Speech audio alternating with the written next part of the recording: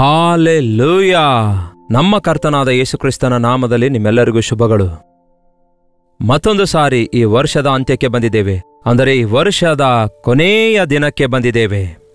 ದೇವರ ಕೃಪೆ ಇರುವುದಾದರೆ ಮತ್ತೊಂದು ನೂತನ ವರ್ಷದಲ್ಲಿ ನಾವು ಪ್ರವೇಶಿಸುವುದಕ್ಕಾಗಿ ದೇವರು ಕೊಟ್ಟಂತಹ ಅವಕಾಶಕ್ಕಾಗಿ ದೇವರನ್ನು ಸ್ತುತಿಸೋಣ. ಈ ದಿನ ಭಾನುವಾರ ಅಂದರೆ ಕರ್ತನ ದಿನ. ನಾಳೆ ಹೊಸ ವರ್ಷದ ಆರಾಧನೆ ಇರುವುದರಿಂದ ಈ ಭಾನುವಾರ ಸಭೆಗೆ ಹೋಗುವುದನ್ನು ಮರೆಯಬೇಡಿರಿ. ಇದು ಕೊನೆಯ ಭಾನುವಾರವಾಗಿದೆ, 52ನೇ ಭಾನುವಾರ ಆಗಿದೆ ಈ ವರ್ಷದಲ್ಲಿ. ದೇವರ ಮಾತನ್ನು ಕೇಳೋಣ, ದೇವರ ಚಿತ್ತವನ್ನು ಅರಿತುಕೊಳ್ಳೋಣ. ನಾವು ಆತನ ದೃಷ್ಟಿಯಲ್ಲಿ ಹೇಗಿದ್ದೇವೆ ಎಂದು ನಮ್ಮನ್ನು ಪರಿಶೀಲಿಸಿಕೊಳ್ಳೋಣ. ಬನ್ನಿ ಪ್ರಾರ್ಥನೆಯೊಂದಿಗೆ ಈ ದಿನದ ವಾಕ್ಯ ಧ್ಯಾನಿಸೋಣ. ಪರಿಶುದ್ಧ ದೇವರೇ, ನಿಮಗೆ ವಂದನೆಗಳು. ಮತ್ತೊಂದು ಸಾರಿ ಈ ವರ್ಷದ ಅಂತ್ಯದಲ್ಲಿ, ಈ ಕೊನೆಯ ಭಾನುವಾರದಲ್ಲಿ ನಿಮ್ಮ ಆಲಯಕ್ಕೆ ಹೋಗಿ ನಿಮ್ಮನ್ನು ಆರಾಧಿಸುವುದಕ್ಕಿಂತ ಮುಂಚೆ ಈ ಉದಯ ಕಾಲದಲ್ಲಿ ನಮ್ಮ ಹೃದಯಗಳನ್ನು ಸ್ಪರ್ಶಿಸಿರೆಂದು ಕ್ರಿಸ್ತನ ನಾಮದಲ್ಲಿ ಬೇಡುತ್ತೇನೆ ತಂದೆಯೇ, ಆಮೇನ್. 2023 ಜನವರಿ 1ನೇ ತಾರೀಕಿಗೆ ನೀವು ಮಾಡಿಕೊಂಡಿರುವ ತೀರ್ಮಾನಗಳೇನಾದರೂ ನಿಮಗೆ ಜ್ಞಾಪಕ ಇವೆಯಾ? ದೇವರು ತನ್ನ ಕೃಪೆಯಲ್ಲಿ ವರ್ಷವೆಲ್ಲ ನಮ್ಮನ್ನು ಕಾಪಾಡಿ ನಮ್ಮೆಲ್ಲರನ್ನು ಸಜೀವವಾಗಿಟ್ಟು ಆರೋಗ್ಯಕರವಾಗಿಟ್ಟು ಆತನನ್ನು ಸ್ತುತಿಸುವುದಕ್ಕಾಗಿ, ಆತನ ವಾಕ್ಯವನ್ನು ಲಾಲಿಸಿ ಆಶೀರ್ವದಿಸಲ್ಪಡುವುದಕ್ಕಾಗಿ ಮತ್ತು ಎಷ್ಟು ವಿಷಯಗಳಲ್ಲಿ ನಾವು ಆಶೀರ್ವದಿಸಲ್ಪಟ್ಟಿದ್ದೇವೆ ಎಂಬುದಾಗಿ ಸಮಯದಲ್ಲಿ ಒಂದು ಸಾರಿ ನೆನಪು ಮಾಡಿಕೊಳ್ಳೋಣವೇ? ನನ್ನ ಮನವೇ ಯೆಹೋವನನ್ನು ಕೊಂಡಾಡು, ನನ್ನ ಸರ್ವೇಂದ್ರಿಯಗಳೇ ಆತನ ಪವಿತ್ರ ನಾಮವನ್ನು ಕೀರ್ತಿಸಿರಿ. ಆತನು ಮಾಡಿದ ಉಪಕಾರಗಳಲ್ಲಿ ಯಾವುದೊಂದನ್ನು ಮರೆಯಬೇಡ ಎಂಬುದಾಗಿ ಹೇಳುವಂತಹ ನಾವು ಈ ವರ್ಷದ 365 ದಿನಗಳಲ್ಲಿ ಆತನು ಮಾಡಿರುವ ಉಪಕಾರಗಳನ್ನು ಜ್ಞಾಪಕ ಮಾಡಿಕೊಂಡು ಆತನನ್ನು ಸ್ತುತಿಸುವ ಸಮಯ ಇದಾಗಿದೆ. ನಮ್ಮ ಲೆಕ್ಕ ಸರಿಪಡಿಸಿಕೊಳ್ಳುವ ಸಮಯ ಆಗಿದೆ. ಅಷ್ಟೇ ಅಲ್ಲ, ಈ 365 ದಿನಗಳಲ್ಲಿ ನಾವು ಎಷ್ಟೋ ಸಾರಿ ಎಷ್ಟೋ ವಿಷಯಗಳಲ್ಲಿ ನಮ್ಮ ಕರ್ತನನ್ನು ನಾವು ದುಃಖಪಡಿಸಿದ್ದೇವೆ ಎಂದು, ಆತನನ್ನು ಹೇಗೆ ಬಾಧೆಪಡಿಸಿದ್ದೇವೆಂದು, ಆತನ ವಾಕ್ಯಕ್ಕೆ ಹೇಗೆ ವಿರುದ್ಧವಾಗಿ ಜೀವಿಸಿದ್ದೇವೆಂದು, ಎಷ್ಟು ವಿಷಯಗಳಲ್ಲಿ ನಾವು ಆತನಿಗೆ ಅಪನಂಬಿಗಸ್ಥರಾಗಿದ್ದೇವೆ ಎಂದು ಈ ಸಮಯದಲ್ಲಿ ನಾವು ಪರಿಶೀಲಿಸಿಕೊಂಡು ಪಶ್ಚಾತ್ತಾಪ ಪಡುವುದಕ್ಕಾಗಿ ಈ ದಿನವೇ last day of this year ಆಗಿದೆ. ಬಹಳ ಅವಶ್ಯಕವಾಗಿದೆ. ಈ ದಿನದ ಪ್ರತಿ ಕ್ಷಣ ನಾವು ಸದುಪಯೋಗ ಮಾಡಿಕೊಳ್ಳಬೇಕು. ಕಣ್ಣು ಮುಚ್ಚಿ ಕಣ್ಣು ತೆರೆಯುವಷ್ಟೊತ್ತಿಗೆ ಮತ್ತೊಂದು ಹೊಸ ವರ್ಷ ಬರುತ್ತದೆ. ಕಣ್ಣು ಮುಚ್ಚಿ ಕಣ್ಣು ತೆರೆಯುವಷ್ಟೊತ್ತಿಗೆ ಈಗೋ ಮತ್ತೊಂದು ನೂತನ ವರ್ಷದೊಳಗೆ ನಾವು ಪ್ರವೇಶಿಸುತ್ತೇವೆ. ಮತ್ತೆ ಈ ಭಾನುವಾರದಂದು ನಿಮ್ಮ ಸಭೆಗಳಲ್ಲಿ 31st night watch night service ಇದೆಯಾ? ರಾತ್ರಿಯ ಆರಾಧನೆ ಇದೆಯಾ? ಉಪವಾಸದೊಂದಿಗೆ ಪ್ರಾರ್ಥನೆಯೊಂದಿಗೆ ದೇವರ ಸನ್ನಿಧಿಯಲ್ಲಿ ಸಿದ್ಧಗೊಳ್ಳುತ್ತಾ ಆಶೀರ್ವಾದಗಳೊಂದಿಗೆ ವಾಗ್ದಾನಗಳೊಂದಿಗೆ ಹೊಸ ವರ್ಷದಲ್ಲಿ ಪ್ರವೇಶಿಸುವುದಕ್ಕಾಗಿ ನಿಮ್ಮ ಸಭೆಗಳಿಗೆ ಹೋಗಿರಿ. ಚೆನ್ನೈ ಸುತ್ತಮುತ್ತಲು ಇರುವಂಥವರಿಗೆ ಐಶ್ವರ್ಯ ಮಹಾಲ್ನಲ್ಲಿ ವಾಚ್ ನೈಟ್ ಸರ್ವಿಸನ್ನು ನಾವು ಏರ್ಪಡಿಸಿದ್ದೇವೆ. ಒಂದು ವೇಳೆ ನಿಮ್ಮ ಸಭೆಗಳಲ್ಲಿ ವಾಚ್ ನೈಟ್ ಸರ್ವಿಸ್ ಇಲ್ಲದಿದ್ದರೆ ನೀವಿಲ್ಲಿಗೆ ಬರಬಹುದು, ಇಲ್ಲವೇ ಲೈವ್ನಲ್ಲಿ ವೀಕ್ಷಿಸಬಹುದು. ಹೊಸ ವರ್ಷ ದೇವರು ಕೊಡೋದು ರೋಡ್ ಮೇಲೆ ಹ್ಯಾಪಿ ನ್ಯೂ ಇಯರ್ ಅಂತ ಹೇಳಿ ತಿರುಗಾಡಿ ಕೂಗಾಡುವುದಕ್ಕಾಗಿ ಅಲ್ಲ. ದೇವರು ಮತ್ತೊಂದು ವರ್ಷ ಕೊಟ್ಟಿದ್ದಕ್ಕೆ ಡ್ರಿಂಕ್ ಆ್ಯಂಡ್ ಡಾನ್ಸ್ ಎಂಬುದಾಗಿ ಬಹಳಷ್ಟು ಜನ ಈ ಸಮಯವನ್ನು, ಈ ಅವಕಾಶವನ್ನು ದುರುಪಯೋಗ ಮಾಡಿಕೊಳ್ಳುತ್ತಿರುವಾಗ, ದಿನಗಳು ಕೆಟ್ಟವುಗಳಾಗಿರೋದ್ರಿಂದ ಅಜ್ಞಾನಿಗಳಾಗಿರದೆ ಜ್ಞಾನಿಗಳಾಗಿದ್ದು ನಾವು ಸಮಯವನ್ನು ಸದುಪಯೋಗ ಮಾಡಿಕೊಳ್ಳೋಣ. ಈ ದಿನ ದೇವರ ಸನ್ನಿಧಿಯಲ್ಲಿ ಕಾದುಕೊಂಡಿರುವಂತಹ ನಾವು ನಮ್ಮನ್ನು ನಾವು ಪರಿಶೀಲಿಸಿಕೊಳ್ಳಬೇಕು. ಇಲ್ಲಿಯವರೆಗೂ ನಾವೇನ್ ಮಾಡಿದ್ದೇವೆ? ಒಂದು ಲ್ಯಾಂಡ್ ಮಾರ್ಕ್. ಇಲ್ಲಿಯವರೆಗೂ ಹೇಗಿದ್ದೇವೆ, ಇನ್ಮೇಲೆ ಹೇಗಿರಬೇಕು? ಭವಿಷ್ಯದ ಕುರಿತು ದುಃಖ ಪಡಬೇಡಿರಿ ಎಂದು ಯೇಸು ಹೇಳಿದ್ದಾರೆ, ಆದರೆ ಭವಿಷ್ಯಕ್ಕಾಗಿ ಸಿದ್ಧರಾಗಬೇಡಿರಿ ಎಂದು ಯೇಸು ಹೇಳಲಿಲ್ಲ. ನಿಮ್ಮ ಭವಿಷ್ಯದ ಕುರಿತಾಗಿ ನೀವು ಏನೋ ವರಿ ಮಾಡಬಾರದು, ವೇದನೆಗೊಳಗಾಗಬಾರದು, ಬಾಧೆ ಪಡಬಾರದು ಎಂದು ಯೇಸು ಹೇಳಿದ್ದಾರೆ ಹೊರತು ಭವಿಷ್ಯದ ಕುರಿತಾಗಿ ದೇವರ ಚಿತ್ತ ಏನೆಂಬುದಾಗಿ ತಿಳಿದುಕೊಳ್ಳಬೇಡಿರಿ ಎಂಬುದಾಗಿ ಮಾತ್ರ ಯೇಸು ಹೇಳಲಿಲ್ಲ. ದೇವರ ಉದ್ದೇಶ ಏನೆಂದು ತಿಳಿದುಕೊಳ್ಳಬೇಕಾದರೆ ನಾವು ದೇವರ ವಾಕ್ಯ ಓದಬೇಕು. ಒಂದು ಕೀರ್ತನೆ ನೋಡಿಕೊಳ್ಳೋಣ. ಕೀರ್ತನೆ 32ನೇ ಅಧ್ಯಾಯ 8ನೇ ವಚನ ಓದುತ್ತಿದ್ದೇನೆ, ಕೇಳಿರಿ. ಯೆಹೋವನು ನಿನ್ನನ್ನು ಉಪದೇಶಿಸಿ ನೀನು ನಡೆಯಬೇಕಾದ ಮಾರ್ಗವನ್ನು ಬೋಧಿಸುವನು, ನಿನ್ನನ್ನು ಕಟಾಕ್ಷಿಸಿ ನಿನಗೆ ಆಲೋಚನೆ ಹೇಳುವನು. ಎಷ್ಟು ವೈಯಕ್ತಿಕವಾಗಿ, ಎಷ್ಟು ಸ್ಪೆಸಿಫಿಕ್ ಆಗಿ ದೇವರು ಮಾತಾಡ್ತಿದ್ದಾರೆ ನೋಡಿ. ನಿನಗೆ ನಾನು ಎಂಬ ಮಾತು ವಾಕ್ಯದಲ್ಲಿ ಅನೇಕ ಕಡೆಗಳಲ್ಲಿ ನಾವು ನೋಡ್ತೇವೆ. ಅದು ನೀವು ಯಾರೇ ಆಗಿರಬಹುದು, ನೀವು ಮೇಧಾವಿ ಆಗಿರ್ಬೋದು, ಮಂದ ಬುದ್ಧಿಯುಳ್ಳವರಾಗಿರ್ಬೋದು, ಅಜ್ಞಾನಿ ಆಗಿರ್ಬೋದು, ಧನವಂತರಾಗಿರ್ಬೋದು, ಬಡವರಾಗಿರ್ಬೋದು, ವಿದ್ಯಾವಂತರಾಗಿರ್ಬೋದು, ವಿದ್ಯಾಹೀನರಾಗಿರ್ಬೋದು, ಯಾವುದೇ ಭಾಷೆ ದೇಶದವರಾಗಿರ್ಬೋದು, ಯಾವುದೇ ಸ್ಥಿತಿಯಲ್ಲಿದ್ದವರಾಗಿರ್ಬೋದು, ಆತನು ನಿಮ್ಮನ್ನು ಪ್ರೀತಿಸುತ್ತಾನೆ. ನೀವು ಆತನ ದೃಷ್ಟಿಯಲ್ಲಿ ಎಷ್ಟೋ ಅಮೂಲ್ಯರಾಗಿದ್ದೀರಿ. ಪ್ರತಿಯೊಬ್ಬರ ವಿಷಯದಲ್ಲಿ ಆತನು ಪ್ರತ್ಯೇಕವಾದ ಪ್ರಣಾಳಿಕೆ, ಯೋಚನೆ, ಆಲೋಚನೆ ಇಟ್ಕೊಂಡಿದ್ದಾರೆ. ಈ ಹೊಸ ವರ್ಷದೊಳಗೆ ಪ್ರವೇಶಿಸುವುದಕ್ಕಿಂತ ಮುಂಚೆ, ಪ್ರಭುವೇ, ಇಲ್ಲಿಯವರೆಗೂ ನನ್ನ ಜೊತೆಯಲ್ಲಿದ್ದೀರಿ. ದೇವರೇ, ಬಹಳಷ್ಟು ಸಾರಿ ನಾನು ನಿಮ್ಮ ಸ್ವರವನ್ನು ಕೇಳದೆ, ನಿಮ್ಮ ಚಿತ್ತವನ್ನು ಅರಿಯದೆ ನನ್ನ ಬದುಕನ್ನು ವ್ಯರ್ಥ ಮಾಡಿಕೊಂಡಿದ್ದೇನೆ. ನಿಮ್ಮ ಪ್ರಣಾಳಿಕೆ ಅರಿತುಕೊಳ್ಳಲು ನಾನು ಆಸೆಯುಳ್ಳವನಾಗಿದ್ದೇನೆ. ನನಗೋಸ್ಕರ ಎಂಥ ಉದ್ದೇಶವುಳ್ಳವರಾಗಿದ್ದೀರಿ ತಿಳಿಯಪಡಿಸಿರಿ ಎಂದು ಕರ್ತನಿಗೆ ಕೇಳುತ್ತಾ ನಾವು ಸಿದ್ಧಗೊಳ್ಳುವಂಥದ್ದು ಎಷ್ಟೋ ಪ್ರಾಮುಖ್ಯವಾಗಿದೆ. ನಿನಗೆ ನಾನು ಉಪದೇಶಿಸುವೆನು, ನಿನಗೆ ಉಪದೇಶ ಮಾಡುತ್ತೇನೆ, ನಿನಗೆ ಅರ್ಥವಾಗುವಂತೆ ಹೇಳುತ್ತೇನೆ. ಬೇಸರಗೊಳ್ಳುವ ಆತನಲ್ಲ ಪ್ರಿಯರ ಕರ್ತನು, ಆಯಾಸಗೊಳ್ಳುವ ಆತನಲ್ಲ ಕರ್ತನು. ಸುಮ್ಮನೆ ಏನೋ ಒಂದು ಸಾರಿ ಏನೋ ಒಂದು ಮಾತನ್ನು ಹೇಳಿ ಹೋಗು ಅನ್ನುವ ಆತನಲ್ಲ. ಆತನು ಉಪದೇಶಿಸುತ್ತಾನಂತೆ.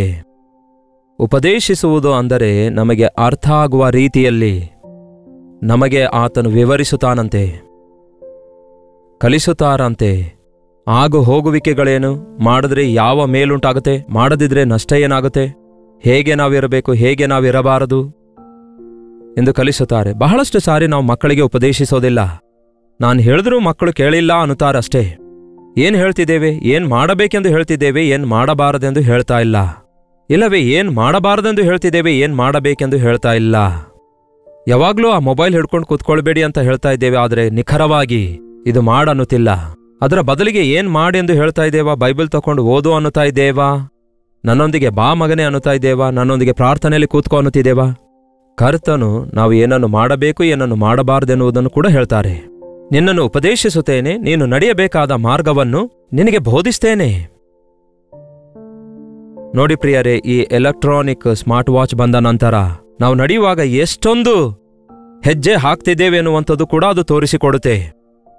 ಒಂದು ದಿನಕ್ಕೆ ನಾವು ಎಷ್ಟು ನಡೆದು ಹೆಜ್ಜೆ ಹಾಕ್ತಿದ್ದೇವೆ ಎಂದು ತೋರಿಸುತ್ತದೆ, ಎಷ್ಟು ನಡೆಯುತ್ತಿದ್ದೇವೆ. ಒಮ್ಮೆ 10,000 ಸ್ಟೆಪ್ ನಾನು ನಡೆದಿದ್ದೇನೆಂದು ನನ್ನ ವಾಚ್ ತೋರಿಸಿದಾಗ ಬಹಳ ಆಶ್ಚರ್ಯವೆನಿಸಿತು. ಅಯ್ಯೋ, ಎಲ್ಲೆಲ್ಲಿ ತಿರುಗಾಡಿದ್ದೇವೆ ಅಂತ ಯೋಚಿಸಿದೆ. ಅಷ್ಟು ದೂರ ತಿರುಗಾಡಿದೇವೋ, ಅಷ್ಟೊಂದು ಹೆಜ್ಜೆ ಇಟ್ಟಿದ್ದೇವಾ? ಒಂದು ಹೆಜ್ಜೆ ಏನಾದರೂ ಜಾರಿತು ಅಂದ್ಕೊಳ್ಳಿ, ಕೆಳಗೆ ಬೀಳ್ತೇವೆ. ಒಂದು ತಪ್ಪು ಹೆಜ್ಜೆ ಏನಾದರೂ ಹಾಕಿದ್ದೇವೆ ಅಂದ್ಕೊಳ್ಳಿ, ಕಾಲು ಮುರಿದು ಹೋಗುತ್ತೆ. ಒಂದೇನಾದರೂ ತಪ್ಪಾದ ರೂಟ್ಗೆ ನಾವು ಹೋದೆವೋ ಅಂದ್ಕೊಳ್ಳಿ, ನಮ್ಮ ಗಮ್ಯ ತಪ್ಪಿ ಹೋಗ್ತದೆ, ದಾರಿ ತಪ್ಪಿ ಹೋಗ್ತೇವೆ. ಅಬ್ಬಾ, ದೇವರು ನಮ್ಮ ಪ್ರತಿಯೊಂದು ಹೆಜ್ಜೆ, ನಾವಿಡುವ ಹೆಜ್ಜೆಯನ್ನೆಲ್ಲ ಆತನು ಸ್ಥಿರಪಡಿಸುತ್ತಾನಂತೆ. ದೇವರೇ, ನಿನ್ನ ವಾಕ್ಯದಿಂದ ನನ್ನ ಹೆಜ್ಜೆಗಳನ್ನು ಸ್ಥಿರಪಡಿಸು ಅಂದಿದ್ದಾನೆ ಭಕ್ತನಾದ ದಾವೀದನು. ಈ 365 ದಿನಗಳಲ್ಲಿ ಒಂದು ದಿನ ಏನಾದರೂ ನೀವು ಸೈತಾನನ ಮಾರ್ಗದಲ್ಲಿ ಹೋಗಿದ್ದೇ ಆದರೆ ಮತ್ತೆ ತಿರುಗಿ ಬರಲೇಬೇಕು ಮೇನ್ ರೂಟ್ಗೆ. ಇಲ್ಲವಾದರೆ ನಷ್ಟ ಹೋಗ್ತೀರಿ, ಸಮಯವೆಲ್ಲ ವ್ಯರ್ಥವಾಗಿ ಹೋಗ್ತದೆ. ದೇವರು ಇಸ್ರಾಯೇಲರಿಗೆ ಹೇಳ್ತಾರೆ, ನಾನು ನಿಮ್ಮನ್ನು ಐಗುಪ್ತ ದೇಶದಿಂದ ಬಿಡಿಸುತ್ತಿದ್ದೇನೆ, ಹಾಲು ಜೇನು ಹರಿಯುವಂತಹ ವಾಗ್ದಾನ ಭೂಮಿಗೆ ನಿಮ್ಮನ್ನು ಸೇರಿಸುತ್ತೇನೆ ಅನ್ನುತ್ತಾರೆ. ಆತನ ಮಾತನ್ನು ಕೇಳಿ ಸಿಂಪಲ್ ಆಗಿ ಒಬೇ ಆಗಿದ್ದೇ ಆದರೆ, ಹೇಳಿದ್ದನ್ನು ಹೇಳಿದಂತೆ ಮಾಡಿದ್ರೆ 40 ದಿನಗಳಲ್ಲಿಯೇ ವಾಗ್ದಾನ ಭೂಮಿಗೆ ಅವರು ಸೇರ್ತಾ ಇದ್ರಂತೆ ಪ್ರಿಯರೇ. ಆದರೆ ಇಸ್ರಾಯೇಲರು ಮಾತು ಕೇಳದೆ, ಆ ಕಡೆ ಹೋಗೋಣ, ಈ ಕಡೆ ಹೋಗೋಣ, ಅದು ಇಲ್ಲ, ಇದು ಇಲ್ಲ, ಇಲ್ಲಿ ಬೇಡ, ಅಲ್ಲಿ ಬೇಡ ಅನ್ನುತ್ತಾ 40 ವರ್ಷಗಳವರೆಗೂ ತಿರುಗಾಡಿದರು ಪ್ರಿಯರೇ. ದಾರಿ ತಪ್ಪಿ, ದೇವರ ಯೋಚನೆ ಅರಿಯದೆ, ದೇವರ ಮಾತನ್ನು ಕೇಳದೆ, ದೇವರಿಗೇ ತಿರುಗಿ ಬಿದ್ದು ತಮ್ಮ ಜೀವಿತವನ್ನೇ ವ್ಯರ್ಥ ಮಾಡಿಕೊಂಡ್ರು. ಈ ಉದಯ ಕಾಲ ಸಮಯದಲ್ಲಿ ಒಂದು ಸಾರಿ ಆಲೋಚಿಸಿ, ನಿಮ್ಮ ವಯಸ್ಸು ಎಷ್ಟಾಗಿದೆ? ನೀವು ಕರ್ತನನ್ನು ಅರಿತು ಎಷ್ಟು ವರ್ಷಗಳಾಗಿವೆ? ಸರಿ, ಯೇಸುವನ್ನು ಅರಿಯದೇ ಇರುವಾಗ ಅಜ್ಞಾನ ಸ್ಥಿತಿಯಲ್ಲಿರೋದು ಮರೆತು ಬಿಡಿ. ಅದು ಕತ್ತಲೆಯಲ್ಲಿದ್ದಾಗ ನಾವು ಮಾಡಿದ್ದು ನಮಗೆ ಗೊತ್ತಿಲ್ಲ. ಆ ಸಮಯ ನಮ್ಮ ಜೀವಿತದಲ್ಲಿ ವ್ಯರ್ಥವಾಯಿತು. ತಪ್ಪು ದಾರಿಯಲ್ಲಿದ್ದೆವು, ಅದಕ್ಕೆ ತಪ್ಪು ಕೆಲಸ ಮಾಡಿದ್ದೆವು, ಆಗ ನಷ್ಟ ಹೋಗಿದ್ದೆವು. ಆದರೆ ಯೇಸುವನ್ನು ಅರಿತ ನಂತರ, ರಕ್ಷಿಸಲ್ಪಟ್ಟ ನಂತರ, ಇಲ್ಲಿಯವರೆಗೂ ದೇವರ ಚಿತ್ತದಲ್ಲಿದ್ದೀರಾ? ದೇವರ ಮಾರ್ಗದಲ್ಲಿ ನಡೆದಿದ್ದೀರಾ? ಒಮ್ಮೆ ಹಿಂದಕ್ಕೆ ತಿರುಗಿ ಆಲೋಚಿಸಿರಿ. ಎಲ್ಲಿ ತಪ್ಪು ಮಾಡಿದ್ದೀರಿ? ವಿವಾಹ ವಿಷಯದಲ್ಲಿಯೋ, ಉದ್ಯೋಗದ ವಿಷಯದಲ್ಲಿಯೋ ವ್ಯಾಪಾರದ ವಿಷಯದಲ್ಲಿಯೋ ತಪ್ಪು ಸಲಹೆ ತೆಗೆದುಕೊಂಡಿದ್ದೀರಿ, ತಪ್ಪು ನಿರ್ಣಯ ತೆಗೆದುಕೊಂಡಿದ್ದೀರಿ, ತಪ್ಪಾದ ಮಾರ್ಗದಲ್ಲಿ ಹೋಗಿ ನಷ್ಟಕ್ಕೊಳಗಾಗಿ ಮತ್ತೆ ಶೂನ್ಯ ಸ್ಥಿತಿಗೆ ಬಂದಿದ್ದೀರಿ. ಹೀಗೆ ಪರಿಶೀಲಿಸಿಕೊಂಡು ಪಶ್ಚಾತ್ತಾಪ ಪಡುವುದಾದರೆ ಮತ್ತೊಂದು ಸಾರಿ ಆ ತಪ್ಪು ಮಾಡದಂತೆ ಇರುತ್ತೇವೆ. ಇನ್ನು ಮೇಲಾದರೂ ನೂತನ ಮಾರ್ಗದಲ್ಲಿ, ದೇವರ ಮಾರ್ಗದಲ್ಲಿ ನಡೆಯುವುದಕ್ಕೆ ಮತ್ತೊಂದು ಅವಕಾಶವಿರುತ್ತದೆ. ನನ್ನನ್ನು ಕೇಳಿಕೊಂಡರೆ ನಡೆಯಬೇಕಾದ ದಾರಿಯನ್ನು ತೋರಿಸುತ್ತೇನೆ ಅಂದಿದ್ದಾರೆ ದೇವರು. ನನಗೆ ವಿಧೇಯರಾಗಿರಿ, ನನ್ನ ಮಾತನ್ನು ಕೇಳಿರಿ ಅಂದಿದ್ದಾರೆ. ನಾನು ನಿನಗೆ ಉಪದೇಶಿಸಿ ನೀನು ನಡೆಯಬೇಕಾದ ಮಾರ್ಗವನ್ನು ಬೋಧಿಸುವೆನು. ನಿನ್ನ ಮೇಲೆ ನನ್ನ ದೃಷ್ಟಿಯನ್ನಿಟ್ಟು ನಿನಗೆ ಆಲೋಚನೆ ಹೇಳುವೆನು. ಈ ಮಾತು ನಾವು ಅರ್ಥ ಮಾಡಿಕೊಳ್ಳುವುದಾದರೆ ಬಹಳ ಆಶ್ಚರ್ಯವಾಗಿದೆ ಪ್ರೇರೆ. ನಿಮ್ಮ ಮೇಲೆಯೇ ದೃಷ್ಟಿ ಇಡುತ್ತಾರಂತೆ. ಅಂದರೆ ನಿಮ್ಮನ್ನು ದೃಷ್ಟಿಸುವ ಆತನು, ಕಾಪಾಡುವ ಆತನು ತೂಕಡಿಸುವುದಿಲ್ಲ, ನಿದ್ರಿಸುವುದಿಲ್ಲ. ನೀವು ರಾಂಗ್ ರೂಟಲ್ಲಿ ಹೋದರೂ, ತಪ್ಪಾದ ರೂಟಲ್ಲಿ ಹೋದರೂ ನಿಮ್ಮನ್ನು ತಕ್ಷಣವೇ ಎಚ್ಚರಿಸುವುದಕ್ಕಾಗಿ ಆತನು ನಿಮ್ಮ ಮೇಲೆಯೇ ದೃಷ್ಟಿ ಇಟ್ಟಿದ್ದಾನೆ. ಅದಕ್ಕೆ ಪ್ರಿಯರೇ, ದೇವರ ಚಿತ್ತವಾಗಲಿ ದೇವರ ಆಲೋಚನೆಯಾಗಲಿ ಒಂದೇ ಸಾರಿ ಒಂದು ದೊಡ್ಡ ಪುಸ್ತಕದಲ್ಲಿ ಪ್ರಿಂಟ್ ಮಾಡಿ ನಮಗೆ ಕೊಡಲಿಲ್ಲ. ಒಂದೇ ಸಾರಿ ಆತನು ತನ್ನ ವಾಯ್ಸ್ ಎಲ್ಲ ರೆಕಾರ್ಡ್ ಮಾಡಿ ನಮಗೆ ಕೊಡಲಿಲ್ಲ ಪ್ರಿಯರೇ. ಒಂದು GPS ಹಾಗೆ ದೇವರು ತನ್ನ ಚಿತ್ತವನ್ನು ಈ ವರ್ಷಕ್ಕೆ ಬೇಕಾದ GPS ರೂಪದಲ್ಲಿ ಕೊಡಿದೇವ್ರೆ ಎಂದು ಕೇಳುವುದಾದರೆ ನಡೆಯೋದಿಲ್ಲ. ನೀವು ನಡೆಯುವಂತಹ ಪ್ರತಿಯೊಂದು ಹೆಜ್ಜೆಯನ್ನೂ ಆತನು ನೋಡುತ್ತಾನೆ ಮತ್ತು ಆತನು ಹೇಳಿದಂತೆ ನೀವು ನಡೆಯುವುದಾದರೆ ಸುರಕ್ಷಿತರಾಗಿರ್ತೀರಿ. ಪ್ರತಿ ದಿನ ನೀವು ಆತನ ಚಿತ್ತ ಅರಿತುಕೊಳ್ಳಬೇಕು, ಸ್ಟೆಪ್ ಬೈ ಸ್ಟೆಪ್. ಒಂದು 7 ಅಂತಸ್ತಿನ ಒಂದು ಬಿಲ್ಡಿಂಗ್ ನಾವು ಹತ್ತಬೇಕಾದರೆ ಪ್ರತಿಯೊಂದು ಮೆಟ್ಟಲು ಹತ್ತುತ್ತಾ ಹೋಗಬೇಕು. ಇಲ್ವಲ್ಲ, ಈ ದಿನಗಳಲ್ಲಿ ಲಿಫ್ಟ್ ಬಂದಿವೆ, ಬಟನ್ ಒತ್ತಿದ್ರೆ ಅಲ್ಲಿಗೆ ಹೋಗಿ ತಲುಪುತ್ತೇವೆ. ಅದಲ್ಲ ದೇವ್ರ ಹತ್ರ ಇರೋದು. ದೇವ್ರ ಹತ್ತಿರ ಲಿಫ್ಟ್ ಸಿಸ್ಟಮ್ ಇಲ್ಲ, ಸ್ಟೆಪ್ಸ್ ಸಿಸ್ಟಮ್ ಇದೆ. ಲಿಫ್ಟ್ ಸಿಸ್ಟಮ್ ಅಲ್ಲಿರುವಂತಹ ಡಿಸ್ಅಡ್ವಾಂಟೇಜ್ ಏನೆಂದು ನಾನು ಹೇಳುವ ಅವಶ್ಯಕತೆ ಇಲ್ಲ. ಕರೆಂಟ್ ಹೋದ್ರೆ ದೊಡ್ಡ ಪ್ರಮಾದ ಉಂಟಾಗುತ್ತೆ. ಆದರೆ ಸ್ಟೆಪ್ಸ್ ಹತ್ತುವುದರ ಮೂಲಕ ನಿಮಗೆ ಕಷ್ಟ ಅಂದ್ರೆ ಏನೆಂದು ಗೊತ್ತಾಗುತ್ತದೆ, ವಿಶ್ವಾಸ ಅಂದ್ರೆ ಏನೆಂದು ಗೊತ್ತಾಗ್ತದೆ, ತ್ಯಾಗ ಅಂದ್ರೆ ಏನೆಂದು ಗೊತ್ತಾಗ್ತದೆ. ಅದು ನಿಮಗೇ ಉಪಕಾರಕರವಾಗಿ ಮಾರ್ಪಡುತ್ತೆ. ಒಂದು ದಿನ ಅಬ್ರಹಾಮನಿಗೆ ದೇವರು ಹೇಳ್ತಾರೆ, ನೀನು ನನ್ನ ಕರೆಗೆ ಕಿವಿಗೊಟ್ಟು ನೀನು ಬಂದರೆ ನಿನ್ನನ್ನು ಕರೆದ ಸ್ಥಳಕ್ಕೆ ಕಳಿಸುತ್ತೇನೆ ಅನ್ನುತ್ತಾರೆ. ಆದರೆ ಎಲ್ಲಿಗೆ ಎಂದು ಹೇಳೋದಿಲ್ಲ. ಎಲ್ಲಿಗೆ ಹೋಗಬೇಕೆಂದು ಗೊತ್ತಾಗದೆ ನಡೆಯುತ್ತಿದ್ದಾನೆ. ದೇವರು ಹೇಳಿದ ಪ್ರಕಾರ ಒಂದು ಜಂಕ್ಷನ್ ಹತ್ರ ಬಂದಾಗ, ಒಂದು ಸ್ಥಳಕ್ಕೆ ಬಂದಾಗ ನಿಲ್ಲುತ್ತಾನೆ. ಅಲ್ಲಿ ಯಜ್ಞವೇದಿ ಕಟ್ಟಿ ದೇವರೇ ಇಲ್ಲಿಂದ ಎಲ್ಲಿಗೆ ಹೋಗ ಅನ್ನುತ್ತಾನೆ. ಅಲ್ಲಿಂದ ಮತ್ತೆ ಮುಂದಕ್ಕೆ ಹೋಗಬೇಕಾದ ಸ್ಥಳದ ಕುರಿತು ದೇವರು ಮತ್ತೊಮ್ಮೆ ತಿಳಿಸುತ್ತಾರೆ. ಒಂದು ಸಾರಿ ತನ್ನ ಜೀವಿತದಲ್ಲಿ ತಪ್ಪು ನಿರ್ಣಯ ತೆಗೆದುಕೊಂಡು ಬರಗಾಲ ಬಂದಿದ್ದಕ್ಕೆ ಐಗುಪ್ತಕ್ಕೆ ಹೋಗಿ ಎಷ್ಟೋ ನಷ್ಟಕ್ಕೊಳಗಾಗ್ತಾನೆ. ಅದರಿಂದ ಅವನಿಗೆ ಎಷ್ಟೋ ನಷ್ಟ ಉಂಟಾಯಿತು. ಅದನ್ನು ಬೇಕಾದರೆ ಮತ್ತೆ ಧ್ಯಾನಿಸೋಣ, ಬೇಕಾದರೆ ನೀವೇ ಓದಿರಿ, ನಿಮಗೆ ಗೊತ್ತಾಗುತ್ತೆ. ನಮ್ಮ ಜೀವಿತ ಹಾಗೆ ರಾಂಗ್ ರೂಟ್ಗೆ ಹೋಗಿ ದೇವರ ಚಿತ್ತಕ್ಕೆ ವಿರುದ್ಧವಾಗಿ ಹೋಗಿ ನಷ್ಟಕ್ಕೊಳಗಾದ ದಿನಗಳು, ತಿಂಗಳುಗಳು ಎಷ್ಟಿವೆ? ಎಷ್ಟೆಷ್ಟು ರೀತಿಯಲ್ಲಿ ನಷ್ಟ ಹೋದೆವು ನೋಡಿ. ಆರ್ಥಿಕವಾಗಿ, ಆರೋಗ್ಯದ ವಿಷಯದಲ್ಲಿ, ಶಾರೀರಿಕವಾಗಿ, ಆಧ್ಯಾತ್ಮಿಕವಾಗಿ.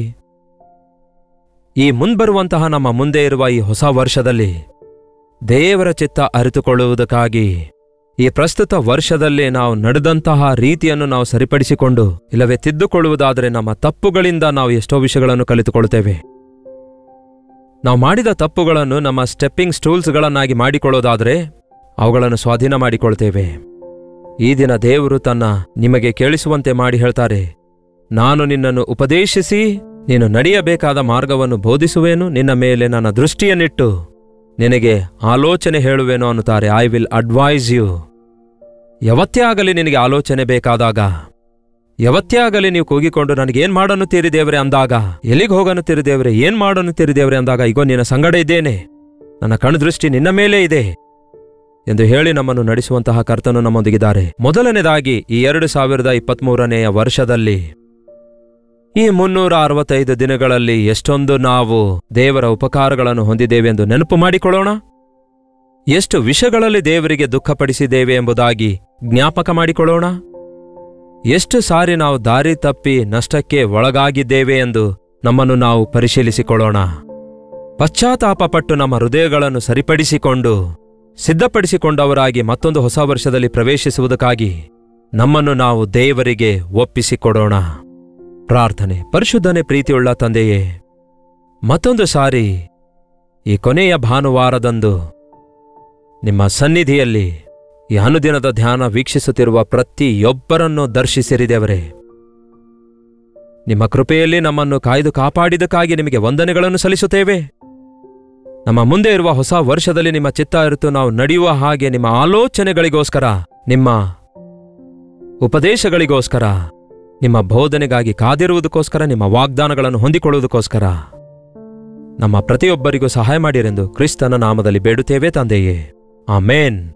ತಂದೆಯಾದ ದೇವರ ಪ್ರೀತಿಯೂ ಮಗನಾಗಿರುವ ಕ್ರಿಸ್ತನ ಕೃಪೆಯೂ ಆದರಣೆ ಕರ್ತನಾದ ಪರಿಶುದ್ಧಾತ್ಮನ ಸಹವಾಸವು ಕೂಡಿ ಬಂದಿರುವ ನಮ್ಮೆಲ್ಲರೊಂದಿಗೂ ಇಂದಿಗೂ ಸದಾಕಾಲಕ್ಕೂ ನೆಲೆಯಾಗಿರಲಿ. ಆಮೇನ್. ದೇವರಿಗೆ ಸ್ತೋತ್ರ. ನಿಮ್ಮ ಪ್ರಾರ್ಥನೆ ಅವಶ್ಯಕತೆಗಳು, ಮನವಿಗಳು ಹಾಗೆ ನಿಮ್ಮ ಪ್ರೈಸ್ ರಿಪೋರ್ಟ್ಸ್ಗಳನ್ನು 8939731313 ನಂಬರ್ಗೆ ಒಂದು ಟೆಕ್ಸ್ಟ್ ಇಲ್ಲವೇ ವಾಯ್ಸ್ ಮೆಸೇಜ್ ಮೂಲಕ ವಾಟ್ಸಪ್ ಕಳಿಸಿರಿ. ನಿಮಗೋಸ್ಕರ ನಾವು ಪ್ರಾರ್ಥಿಸುತ್ತಿದ್ದೇವೆ. ನೀವು ಕೂಡ ಪ್ರಾರ್ಥಿಸಿರಿ. ದೇವರು ಮಾಡುವ ಅದ್ಭುತ ಕಾರ್ಯಗಳನ್ನು ಸ್ವಾಧೀನ ಮಾಡಿಕೊಳ್ಳಿರಿ. ಈ ದಿನ ಭಾನುವಾರವಲ್ಲವೋ? ನಿಮ್ಮ ಸಭೆಗಳಿಗೆ ಹೋಗಿರಿ. ಕೊನೆಯ ಭಾನುವಾರವಾಗಿದೆ. ಈ ದಿನ ದೇವರ ಸನ್ನಿಧಿಯಲ್ಲಿ ಕಾಲ ಕಳೆಯಿರಿ. ವಾಕ್ಯದಿಂದ ನಿಮ್ಮ ಜೀವಿತ ಸರಿಪಡಿಸಿಕೊಳ್ಳಿರಿ. ಕರ್ತನ ಚಿತ್ತವಿರೋದಾದ್ರೆ ಮತ್ತೆ ನಾಳೆ ಹೊಸ ವರ್ಷದ ಹೊಸ ವಾಗ್ದಾನದಿಂದ ಕೂಡಿರುವ ಸಂದೇಶ ಕೇಳೋಣ. ಅಲ್ಲಿಯವರೆಗೂ ದೇವರ ಮಹಾಕೃಪೆ ನಿಮ್ಮೆಲ್ಲರೊಂದಿಗಿರಲಿ.